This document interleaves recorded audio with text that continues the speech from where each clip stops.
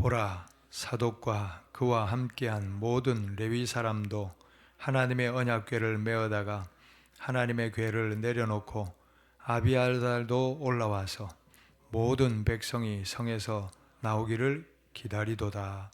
아멘.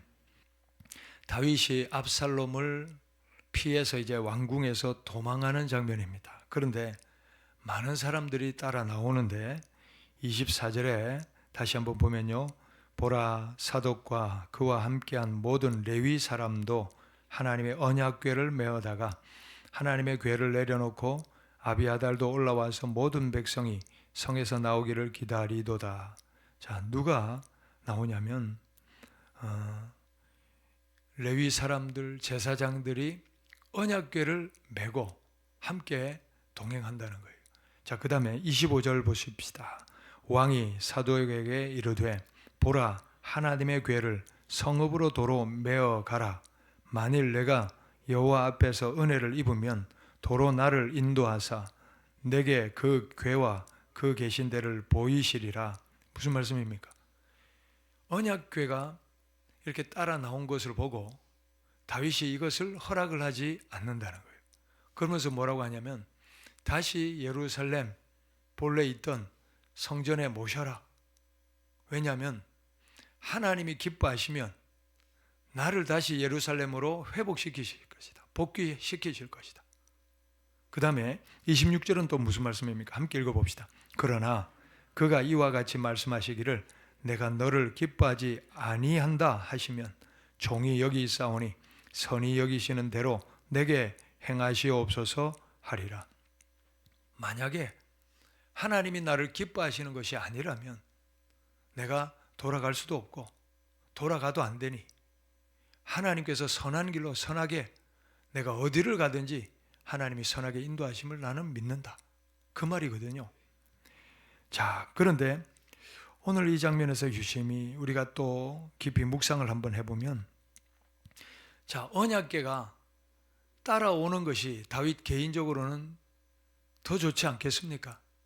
왜냐하면 언약궤가 온다는 것은 하나님이 온다는 상징적인 그런 사람들의 눈에 보이는 가시적인 그런 분명한 증표인데 일부러라도 언약궤를 꺼내와서 가지고 가는 것이 어떻게 보면 인간적인 욕심에서는 그럴 법만 한데 다윗은 어떻게 하냐면 다시 언약궤를 돌려보내라. 그러면서 이게 다윗의 인간적인 이익이나 사람의 생각이나 이런 걸 앞세우지 않고 언약궤는 언약궤가 있어야 할 자리가 성전이지 않습니까? 그러니 사람의 생각대로 여호와의 궤를 옮기는 것이 아니라는 거예요. 오히려 여호와의 뜻대로 다윗의 삶도 움직이고 또 여호와의 뜻이 다윗의 삶에 이루어지기를 바란다는 거예요.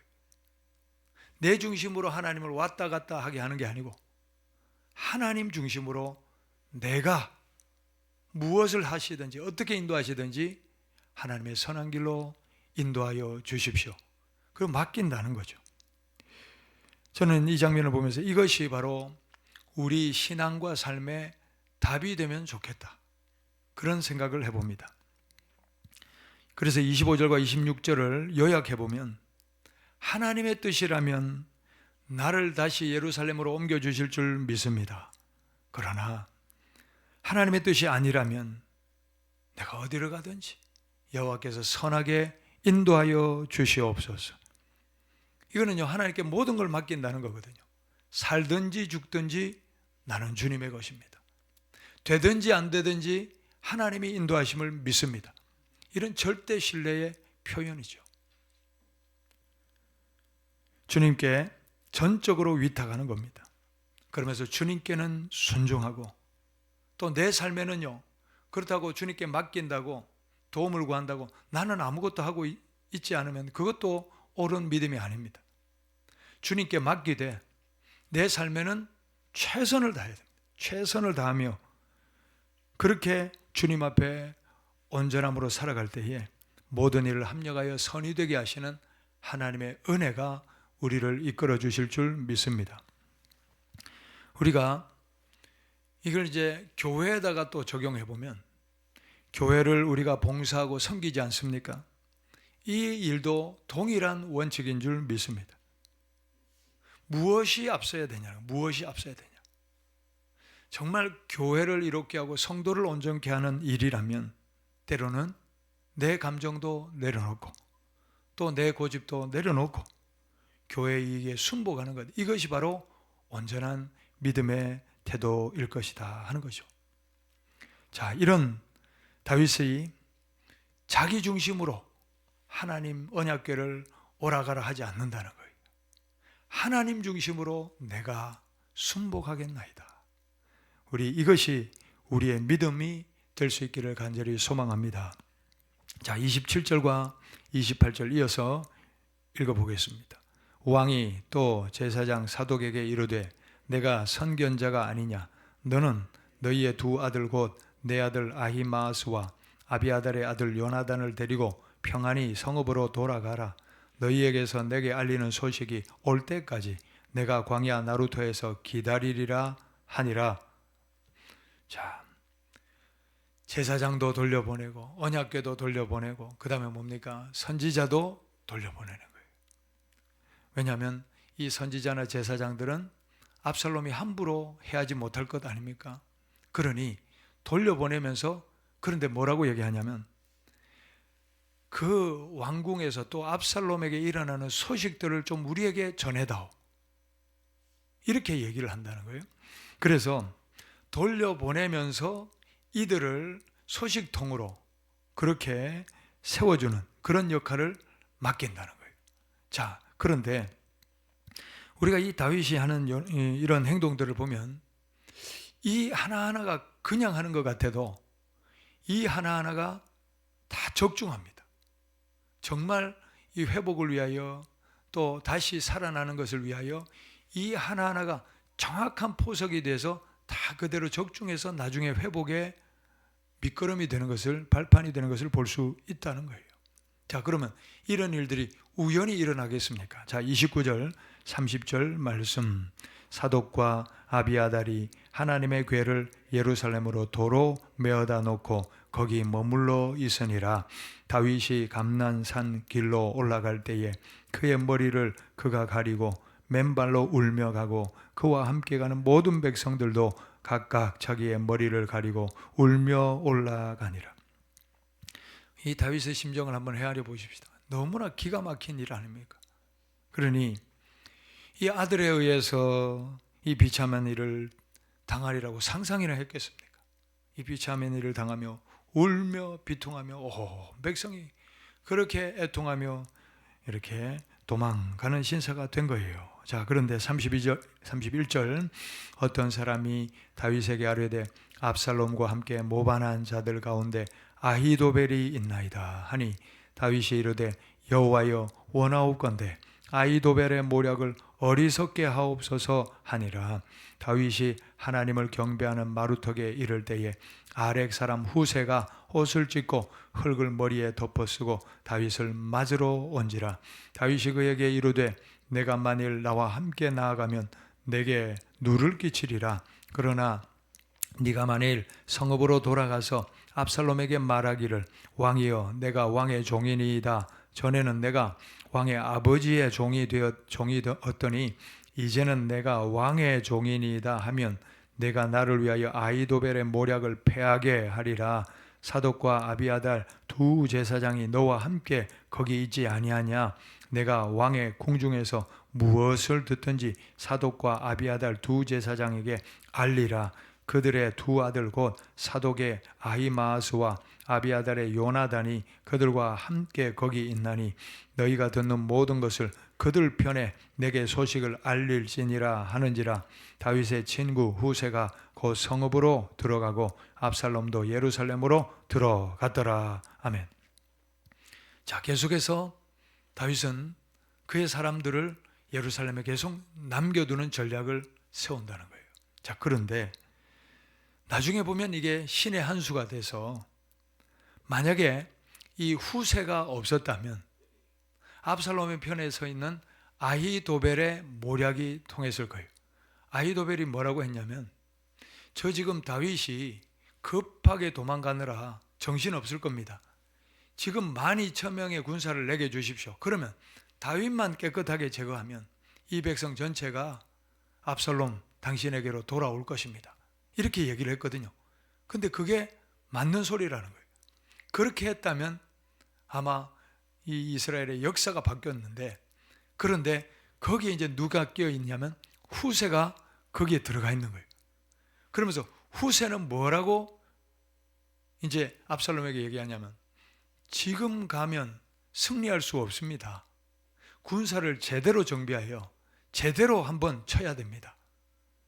그런데 이 압살롬이 아히도벨의 말을 듣지 않고 후세의 말을 들어버립니다. 그러면서 다윗을 칠 수 있는 기회를 놓쳐버리게 되고 결국은 이 압살롬이 패배하고 무너지는 그런 이 후세로 인하여 그런 일들이 일어난다는 거예요.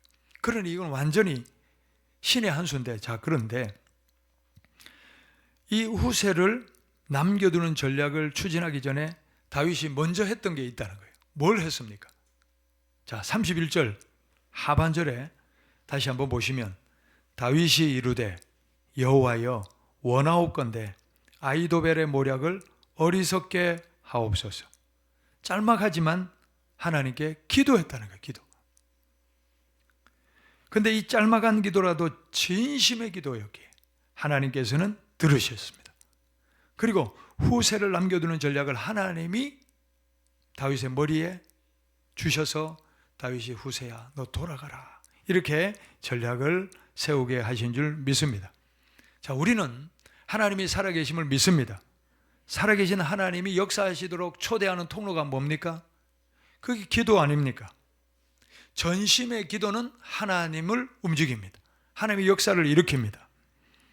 우리가 하나님 앞에 마음을 낮추고 하나님의 긍휼을 구하는 진심의 기도를 할 때에 중심을 보시는 하나님께서 역사해 주실 줄 믿습니다. 자, 우리가 기도할 때 내 기도가 하나님께 상달된다, 이 믿음을 가지고 기도하는 우리 모두가 되기를 간절히 바랍니다.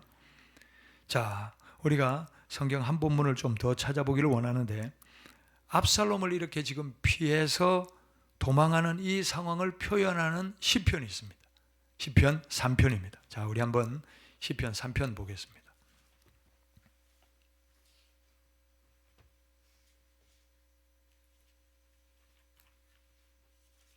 시편 3편 말씀. 자, 3편의 제목을 먼저 한번 읽어보겠습니다. 다윗이 그의 아들 압살롬을 피할 때에 지은 시. 분명히 이 상황이지 않습니까? 자, 그런데 이 시편은 3편은 총 8구절이고 2절씩 단락을 나눌 수 있어요. 2절까지, 4절까지, 6절까지, 8절까지. 그래서 총 4부분으로 나눌 수 있는데, 자, 첫 번째 단락이 1절과 2절인데 한번 읽어볼까요? 여호와여 나의 대적이 어찌 그리 많은지요. 일어나 나를 치는 자가 많으니이다. 많은 사람이 나를 대적하여 말하기를 그는 하나님께 구원을 받지 못한다 하나이다. 무슨 내용입니까? 나의 형편입니다. 형편. 나의 형편은 나를 대적하고 나를 치는 자가 너무 많다는 거예요. 자, 그런데 이때에 우리가 누구를 보느냐가 중요한 줄 믿습니다. 누구를 보느냐? 나를 대적하는 사람들, 또 고난들, 환난들, 삶의 문제들, 이런 것들만 우리가 마음이 쏠리면요, 마음이 무거워집니다. 무너질 수밖에 없습니다. 마음이 무너질 때 우리가 바라봐야 될 대상이 누구냐는 거예요. 그게 바로 3절과 4절 두 번째 단락입니다. 함께 읽겠습니다. 여호와여 주는 나의 방패시요 나의 영광이시요 나의 머리를 드시는 자이시니이다. 내가 나의 목소리로 여호와께 부르짖으니 그의 성산에서 응답하시는도다. 셀라. 할렐루야. 내 부르짖음을 들으시는 분이 계시다는 거예요. 누굽니까? 하나님이신 줄 믿습니다. 주는 우리를 지켜주시는 방패시요 우리를 다시 회복시켜 주시는 구원이 주님이십니다. 그러므로 시편 50편 15절에 뭐라고 합니까? 환난 날에 나를 부르라. 내가 너를 건지리니 네가 나를 영화롭게 하리로다. 할렐루야. 환난 날에 우리가 찾아야 될 분은 하나님인 줄 믿습니다. 그 이제 세 번째 단락으로 넘어가는 거예요. 그럴 때 어떤 일이 일어나느냐? 5절 6절 읽읍시다. 내가 누워 자고 깨었으니 여호와께서 나를 붙드심이로다. 천만인이 나를 애워사 진친다 하여도 나는 두려워하지 아니하리이다. 할렐루야. 분명히 두려워해야 될 상황이에요. 자, 그런데 하나님이 믿어지니까 두려움이 사라집니다. 천만인이 나를 헤아려 애워싼다 해도 두려워할 필요가 없다는 거예요. 사울이 수천 명의 군사를 거느리고 다윗 한 사람 죽이려고 덤벼들 그때도 다윗이 어떻게 굴에서 두 발을 뻗고 잘 수 있었습니까? 또 압살롬이 지금 온 이스라엘을 선동하여 이 반역을 일으키고 다윗을 죽이려고 할 때 다윗이 두려워하지 않는 이유는 무엇입니까? 주께서 나와 함께 하심이라. 할렐루야. 자, 다윗은 자기의 목자이신 하나님을 평생에 붙들고 있습니다. 위기 때는 더 붙들고 있습니다. 여호와 하나님이 그와 함께 계셨기 때문에 그는 어떤 위기를 당해도 두려워하지 않았다는 거예요. 우리 성도님들도 여호와께서 나의 목자이신 은혜를 누리시기를 축복합니다. 목자이신 주님은 우리를 푸른 풀밭 맑은 시면의 물로 인도하십니다. 사망의 골짜기에서도 우리를 안위하여 주시는 줄 믿습니다. 자, 그러니 우리가 하나님을 진정으로 믿으면요, 하나님이 내 삶에 체험되면 편안히 잠을 잘 수 있고 어떤 어려움에서도 우리가 두려워하지 않을 수 있다는 겁니다. 여호와는 나의 목자시니, 여호와의 목자이심을 우리가 믿으시고 삶의 평안함을 누리는 성도들이 되시기를 축복합니다. 끝으로 7절과 8절 말씀, 여호와여 일어나소서, 나의 하나님이여 나를 구원하소서. 주께서 나의 모든 원수의 뺨을 치시며 악인의 이를 꺾으셨나이다. 구원은 여호와께 있사오니 주의 복을 주의 백성에게 내리소서. 셀라. 구원이 누구에게 있습니까? 하나님께 달려있는 줄 믿습니다. 되고 안 되고는요, 하나님께 달려 있습니다. 살고 죽고 누구에게 달려 있습니까? 하나님께 달려 있습니다.